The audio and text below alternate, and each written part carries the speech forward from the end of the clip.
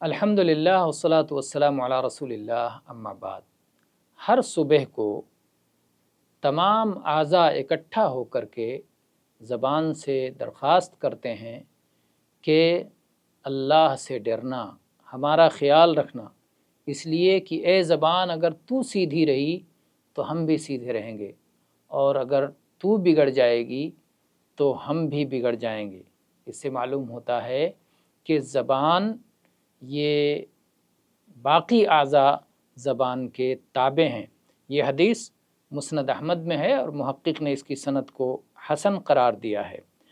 और जो एक और हदीस आती है जिसमें अल्लाह के नबी सल्लल्लाहु अलैहि वसल्लम फरमाया कि जिस्म का एक टुकड़ा है, अगर वो सुधर जाए तो पूरा जिस्म सुधर जाता है, और अगर वो बिगड़ जाए तो पूरा जिस्म बिगड़ जाता है। ख़बरदार वो टुकड़ा दिल है।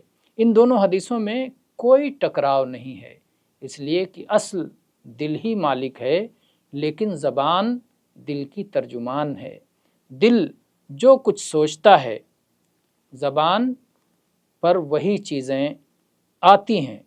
तो बदन के अंदरूनी हिस्से में दिल है और ज़ाहिरी हिस्से में दिल का खलीफा ज़बान है।